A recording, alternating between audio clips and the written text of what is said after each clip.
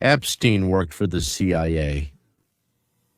What do you think when gentle and shy young maidens looking at an older man quietly while fidgeting with his knee ask him something? Will this aging but still a man answer? Or will he say that it's a state secret? I bet 100 to 1. What if the question isn't clear, but the girl is sexy and shows signs of, if not being in love, then at least agreement? You can get a lot of useful intelligence information. So, James O'Keefe did it again. A world-exclusive sensation. A senior Department of Justice investigator on the Epstein case is caught on hidden camera revealing Epstein was a CIA agent. Of course, that's what we all know, but it's nice when a CIA officer confirms it on hidden camera. He confirms that the grape incidents happened when Bill Clinton was on the plane. He talks about President Trump. He protects many other people. He doesn't protect himself because he's not there. That's what this guy said on hidden camera. James O'Keefe started a series of investigations probably about 15 years ago. He was a young journalist. Well, not so young now, but he was then, and he developed his own unique style. It's not that he invented this entirely, but in America, he brought this into the mainstream, so to speak. He and his team would disguise themselves, sometimes as pimps and prostitutes, sometimes as foreign diplomats, or as a foolish Democrat looking for a job. And with the help of hidden cameras and microphones, they exposed several very high-profile, very scandalous cases. By the way, closer to the end, I'll show Hunter Biden who gives his assessment of this whole situation. So this time, people from Kiffa became friends with someone named Glen Prager. He's the lead investigator on the Epstein case. And they confirmed what we had actually heard about, but without any proof. Even someone as experienced as Nodge can let his guard down around a young and friendly lady. They're not discussing it yet, but soon everyone will know. That he was a CIA agent, or he wasn't a CIA agent? I think he's protecting a lot of other people. He's not protecting himself because there's nothing there, but he's protecting a lot of people. So, in other words, Trump knows that Epstein worked for the CIA, and Trump... Well, I know. He must be forced to keep that documentation secret. We'll talk a little later about why that might be. And Trump himself, that's what the senior investigator said, right? And it looks like he was sitting at the airport with a pretty girl. I don't know, she was either touching his knee or just showing that she was about to start. That's why. Because Trump is now saying that it's a scam. Well, like a scam or something like that. I'm like, come on, you know it's not a scam. He was on the plane many times. It's just that he was never on the plane with kids. I saw the schedule and I interviewed all the victims. There was never a case where Trump flew on the plane with those kids. And there was a rape, but you can't say that about Clinton. You can't say that about the others. While the Clintons were on the plane, while Bill Clinton was on the plane, rapes were happening. A truly remarkable admission, in my view. Here's James. He says it's overheard, but it's impossible to take notes from afar. So the girl was the bait, and she herself recorded the conversation on video. And here's James, the mastermind and organizer of all these exposés. At Phoenix Airport on September 8, 2025. A senior Ministry of Justice investigator who worked on the Epstein case reveals all. Glen Prager, who reviewed Epstein's schedule and spoke with his victims, makes a sensational claim. He says that the Ministry of Justice did not want to prosecute Epstein because he is a CIA agent. That the evidence from his investigation confirms that Bill Clinton was present at the alleged assaults on the Lolita Express, and that President Trump was not present at the assaults investigated by Glen Prager. But he defends many other people who were Trump.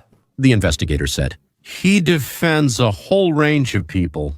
That's his opinion, of course, who raped young girls on the plane and at Epstein's estate. What about all this whole Epstein thing, which, like... I worked on this case. I interviewed all the victims, and then I had a photo of 20, 30 victims.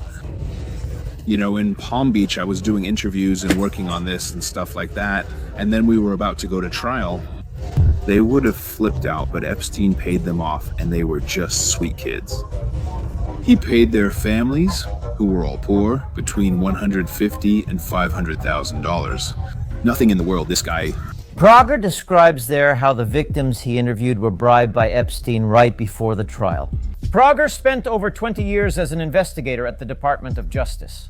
According to Prager's LinkedIn About page, it says that while working at the Department of Justice, Prager served as an inspector, overseeing sensitive investigations involving major Department of Justice divisions like the FBI, Drug Enforcement Administration, Bureau of Prisons, United States Marshals Service, and Bureau of Alcohol, Tobacco, Firearms, and Explosives. This seems to confirm what Prager told us. He was assigned to interview Epstein's rape victims and investigate the flight logs. We noticed an embroidered FBI patch on his backpack at the airport, which caught the attention of our citizen journalist. The best is not Fighter 6. The paratroopers should pump up and run. Although many suspected it. This is the first time a representative of the Ministry of Justice has confirmed that Epstein worked for the CIA and is a foreign agent. So the Ministry of Justice settled the case, and they just allowed him, to be under house arrest, and they minimized his arrest. Partly that's because all the victims kept changing their testimonies, and they had no one to go to court with. So was someone telling Epstein who the FBI spoke to? And right away, this girl's family was offered, from $100,000 to $500,000, and the young lady immediately kept quiet. Maybe she was happy that for a couple of sexual acts, she wasn't getting just $200,000, but let's say $200,000, $100,000 per act. Not a bad compensation, by the way. Almost as good as marrying a very rich elderly man, having a child, divorcing him, and you can squeeze a few million out of it. Glen Prager, an investigator from the Department of Justice on the Epstein case, then talks about whether President Trump was involved. Many people try to link Trump to Epstein, but Glen Prager says that Trump was not present during the inappropriate sexual behavior that he investigated. Prager claims Bill Clinton was involved, citing his interviews with victims and review of flight logs. Epstein's Lolita Express, quote, "They destroyed Epstein's list to protect the Clintons." They who? They destroyed Epstein's list so that Bill and Hillary wouldn't get hurt. Both of them. But they claim that, Trump, is involved in rapes and all that stuff, but he wasn't. I've reviewed the agendas, schedules, and interviewed all the victims.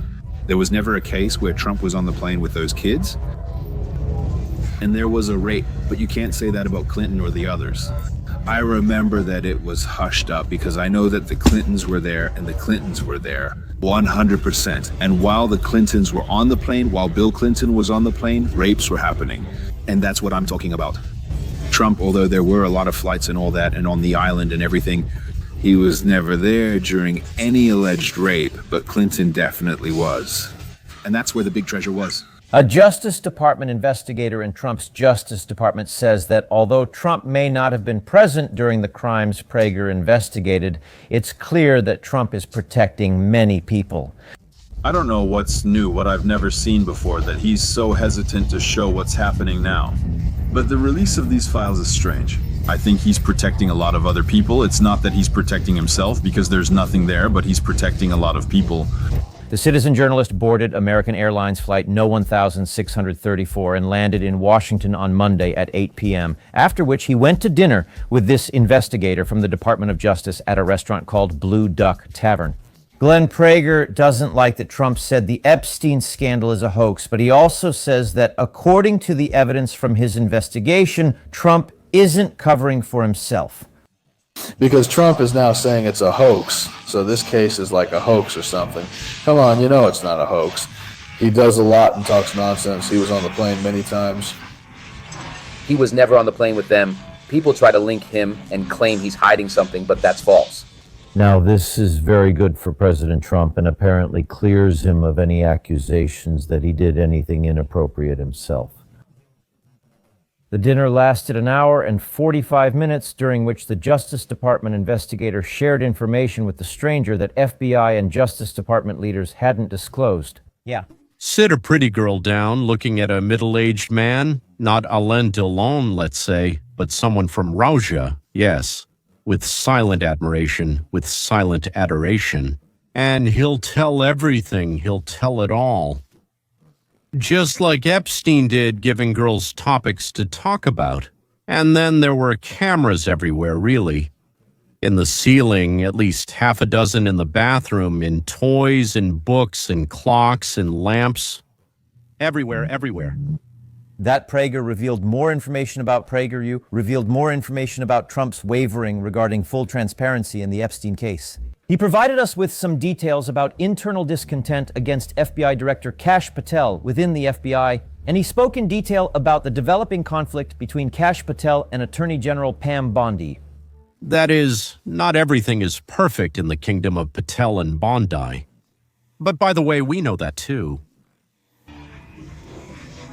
Who is that? Like, is it a name that makes you go, oh my God? Here he is. Hello, this is Glen. Yes, you work at the Ministry of Justice, right? No? You don't work at the Ministry of Justice. You had a patch on your backpack that said FBI, Federal Bureau of Investigation, at the airport. You mentioned interviewing people connected to Epstein and all his victims. Do you recall that conversation? I don't Know how I can help. I wanted to confirm that you really work or worked in the department. Stay on the line. Come on.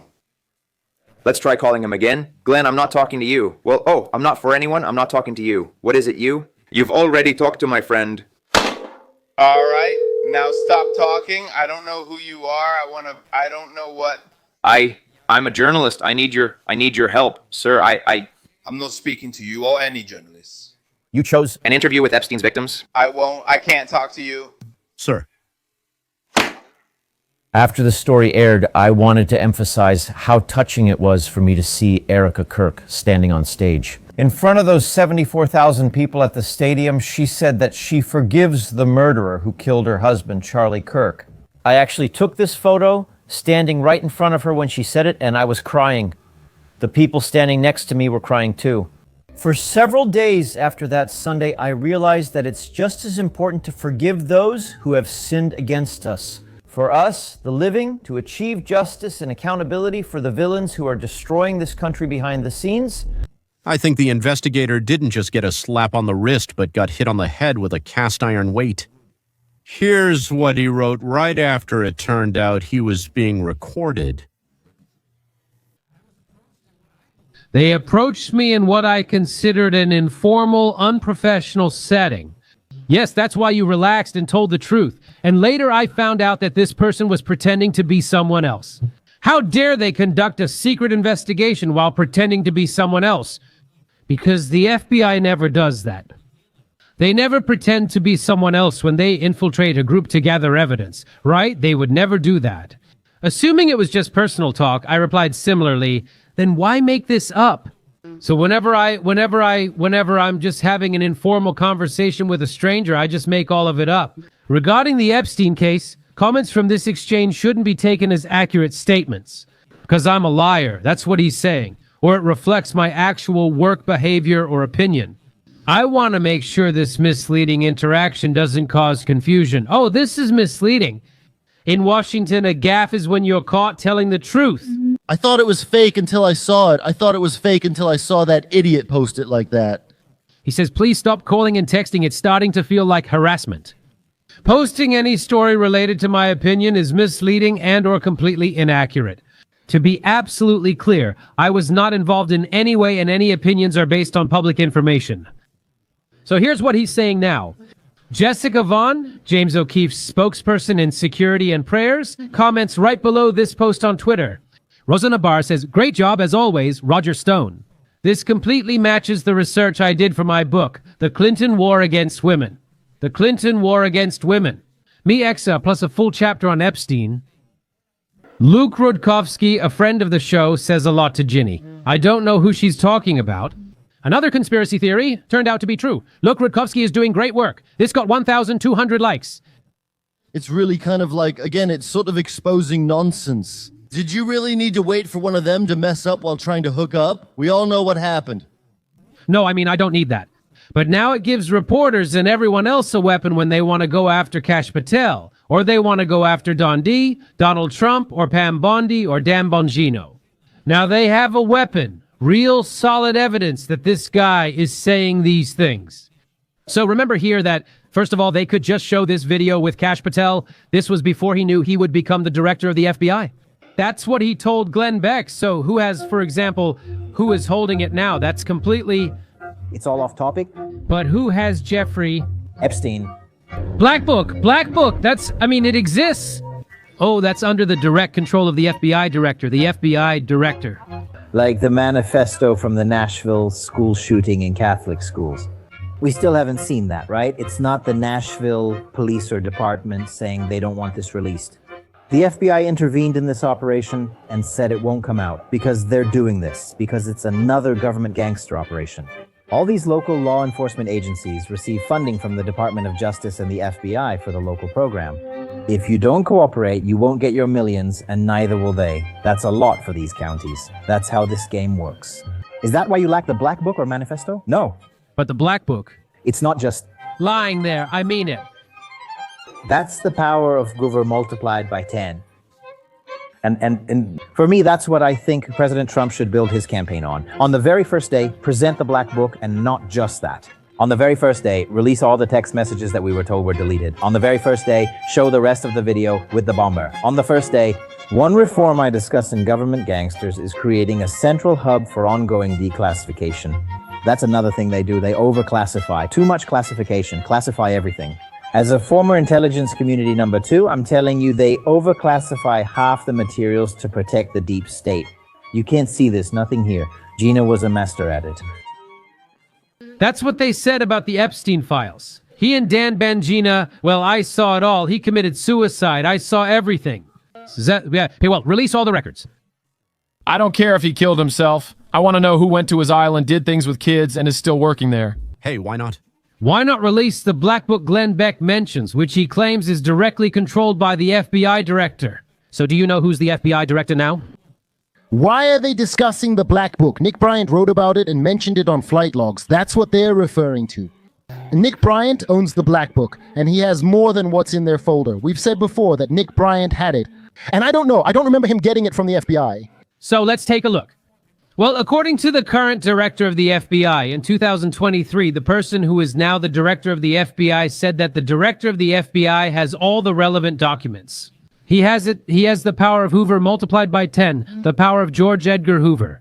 Yes, the FBI director has compromising material. Has he released any? No way. He said they should release it all.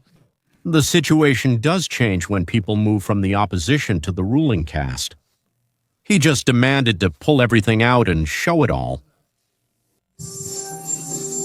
And I know that you urge people to move on, but I'm curious, why do you think your supporters are especially interested in the Epstein story? Why are you so upset about how it was handled? I don't know. Understand. Why are they so interested? He died a long time ago. He was never a significant figure in life. I don't understand the interest or the fascination.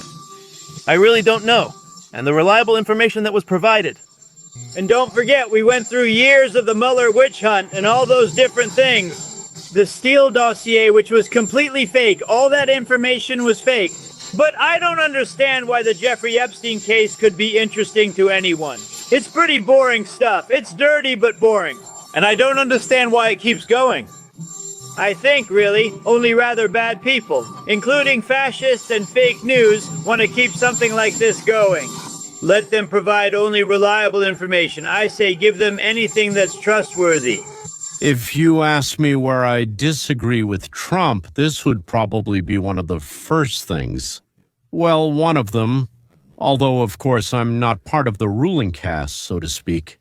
I understand that blackmailing people you want something from, trying to get something, yes. It's a very convenient way to deal with the opposition.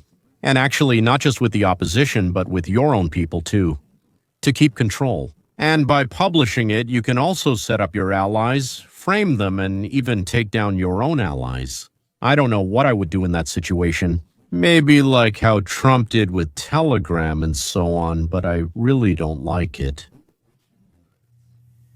We were against the government eavesdropping on us, precisely because all of this can be used for blackmail to keep people under control. What if my side does it? Here. It seems that's what she's doing now. That's how I see it, but I could be wrong. I'm just as unhappy as I was when the axe was in the hands of the Democratic Party. And here's one of the heroes of the century, Julian Assange, who commented on the Epstein case.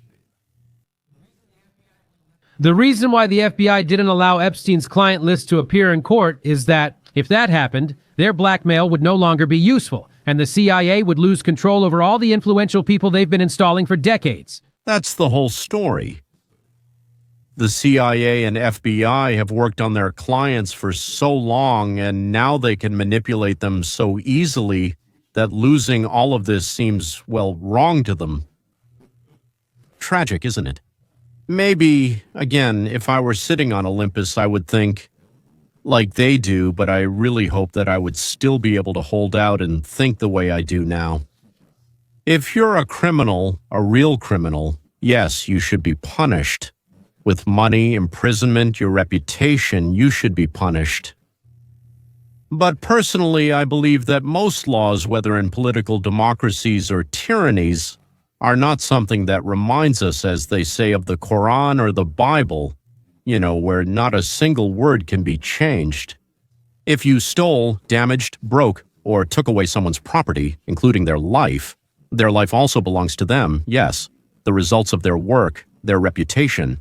And if you did something to a person, did something to them against their will, or if a person, because of age, health, or mental condition, can't make decisions, then without the permission of their guardians, yes, but are you obligated if you did all that? Or any one of these, of course, you have to pay for it, and paying for it includes different things. He says they call it compensation, 100-fold for everything taken away. So what did you deprive the person of? And perhaps, to spend time in prison, for which the criminal himself must pay, by the way, not us. He sits there, watches television, plays basketball, and we pay for it. Amazing. Then he says, I want vegetarian food. I found a piece of an interview with Kunter, as I promised to show you with Biden, where he talks about Epstein. By the way, when he's not drunk, Kunter, and not on drugs, he looks good and speaks well. But honestly, he's a total monster. But if scammers looked like, I don't know, villains, yeah, nobody would trust them with money. Look at Baden Jr., subtitles, known for the fact that when his older brother was lying in the hospital dying, he was sleeping with his wife, with his older brother's wife. And he bragged about it a little. Subtitles. Was it like Epstein? No, nobody thinks that. Really, except for the sudden Kashapotelia and Dan Banjane, nobody thinks it was like that. You have that famous doctor, that coroner who did, the post-mortem autopsy. Yes, based on the autopsy results. I don't know the term. He talks about all the different fractures in his neck and how it was impossible for him to do that. That can't be done by strangling. He can't do that, exactly. And he says even if... You hate life? Yes, exactly. It's literally impossible and made up. And there's the idea that he kind of leaned forward. Well, none of this adds up. There's that guy who just testified or didn't testify. He was interviewed, the one who was in the cell next to Jeffrey Epstein's cell, and he said that it was absolutely impossible for him to do that. Now you have a recording that comes out, and it's not just 1 minute missing from the recording. Actually, 3 minutes of the recording were overwritten. That's standard protocol in the country's most secure facility. Well, that's, yeah. This and just that alone. You have someone that everyone absolutely knows if something happens to him, there will be, and you'll be accused of a massive cover-up. And he dies, and his accomplice in France, what's his name? He just, does something or, dies under mysterious circumstances in prison. And, the woman who lived in Australia, she does something right before. I mean, like me. Look, again, it's me. Now I am. I fall for conspiracy theories, but clearly, I mean, who believes in himself and no one else? And finally, another Justice Department employee tells strangers that all Republican names will be wiped out, and the names of Democrats will be presented to the public. I don't know how to do that.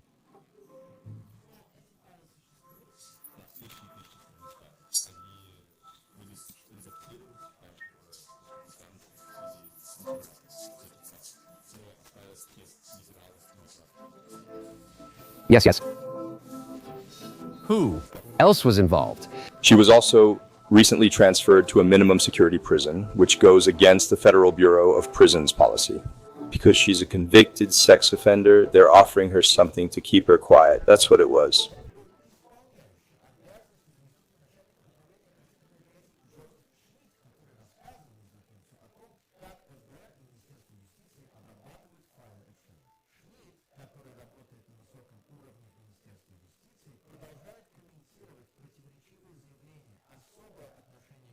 And what are you doing here?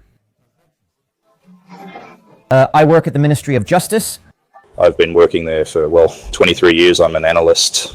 I'll be acting as the deputy head of our office for a few months, starting next week. I work closely with federal law enforcement agencies, United States attorney offices, and prosecutors. The thing is, it's interesting because I deal with many agencies like the Marshal Service bureaucracy. Recently, the FBI and the Department of Justice have faced criticism for promising transparency and then refusing to release video footage and unredacted documents. This defies the public's expectations and the promises of Attorney General Pam Bondi and FBI Director Kash Patel. In a press release from the Department of Justice, Attorney General Pam Bondi stated, quote, "This Department of Justice is fulfilling President Trump's commitment to transparency and lifting the veil on the heinous, long-term actions of Jeffrey Epstein and his accomplices." And they also claimed that they were shedding light on Epstein's extensive network, only to later state that Epstein acted alone, and that the only video evidence they had was Epstein's personal collection of child pornography. Also, tens of thousands of videos turned out to be child pornography downloaded by this disgusting Jeffrey Epstein. It was child pornography. In the same press release, Kash Patel said, "There will be no cover-ups, no missing documents, and every stone will be turned." So regarding the Epstein case or any other cases, we are working hard on it. I will never hide information from the American public. Only to later state on Joe Rogan's podcast that releasing any videos would make the victims suffer again. We will not make the women victims again. We will not post it again. That will not happen because then he wins. We won't do that. Do you want to pressure me for this? All right, but there's a lot happening internally, including conflict within the administration. For example, the FBI head really wants this. And the second in command at the FBI is kind of causing problems because he says, no, they need to be released. Yes. So the FBI wants them to leave? Yes, the two main people there are handling this. Bondi, no. I don't know what Bondi's doing. He wants what he wants. Of course. Why did this internal conflict suddenly arise in the same administration that actively campaigned in 2024 for the full disclosure of the Epstein files to the American public? What new revelations did the Department of Justice and the FBI make to now claim that the compromising client list does not exist? Department of Justice analyst Joseph Schnitt comments on these inconsistencies and tells our undercover journalist that even if something is published, it will be heavily redacted in favor of the Republican Party. Noting that Justice Department official Joseph Schnitt likely favors Democrats.